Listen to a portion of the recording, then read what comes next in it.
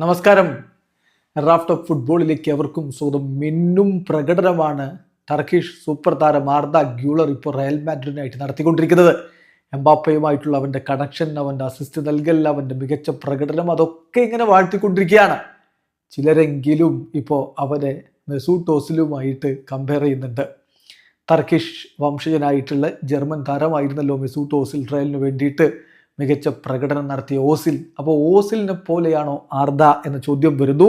ചോദ്യം സാബി അലോൺസോയോടാണ്. നാളെ Real Madrid UEFA champions ലീഗിൽ യുവൻറ്റസുമായിട്ട് ഏറ്റുമുട്ടുന്നുണ്ട്. നാളെ രാത്രി എന്ന് പറയുമ്പോൾ നമുക്ക് സാങ്കേതികമായിട്ട് മറ്റന്നാൾ പുലർച്ചെ ഇന്ത്യൻ സമയം 12:30 ആ കളി.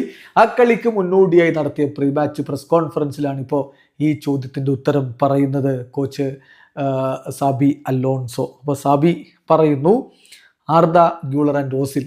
ഇതിനുള്ള മറുപടി, ആർദ യഥാർത്ഥത്തിൽ ഓസിലിൻ്റെയും ഗ്യൂട്ടിയുടെയും ഒരു മിക്സാണ്. എൻ്റെ അഭിപ്രായം അതാണ്. അവൻ ഇമ്പ്രൂവ് ചെയ്തുകൊണ്ടേയിരിക്കുന്നു. അവൻ്റെ കാര്യത്തിൽ ഞങ്ങൾ വളരെയധികം ഹാപ്പിയാണ്. ഇതാണ് ആർദയെക്കുറിച്ച് സാബി അലോൺസോ പറയുന്നത്. അതായത് ആർദ ഗൂട്ടീരസ്, നിങ്ങൾക്ക് ഓർമ്മയുണ്ടാവും, ഹോസെ മരിയ ഗൂട്ടീരസ്, സ്പാനിഷ് താരം, റയലിന് വേണ്ടി കളിച്ച ഇതിഹാസ താരം. ആ ഗൂട്ടീരസിൻ്റെയും മെസൂട്ട് ഓസിലിൻ്റെയും ഒരു മിക്സാണ് ആർദ എന്നാണ് എൻ്റെ അഭിപ്രായം എന്നാണിപ്പോൾ കൃത്യമായിട്ട് സാബി അലോൺസോ പറയുന്നത്. അതോടൊപ്പം തന്നെ ഫ്രാങ്കോ മാസ്റ്റൻഡൂനെ കുറിച്ചുള്ള ചോദ്യത്തിന് അദ്ദേഹത്തിൻ്റെ മറുപടി, അദ്ദേഹം ഈ അടുത്ത കാലത്തല്ലേ റയലിലേക്ക് വന്നിട്ടുള്ളൂ, പിന്നെ 18 വയസ്സുമേ ഉള്ളൂ. അദ്ദേഹത്തിൻ്റെ കാര്യത്തിൽ നമ്മൾ കൂടുതൽ ഇൻവെസ്റ്റ് ചെയ്യണം, അവനെ നമ്മൾ സഹായിക്കണം. വളരെ ഡിലൈറ്റഡ് ആണ് അവൻ ഞങ്ങളോടൊപ്പം ഇങ്ങനെ ഇവിടെ മികവ് കാണിക്കുന്നതിൽ എന്നാണ് ഇപ്പോൾ സാബി അലോൺസോയുടെ മറുപടി.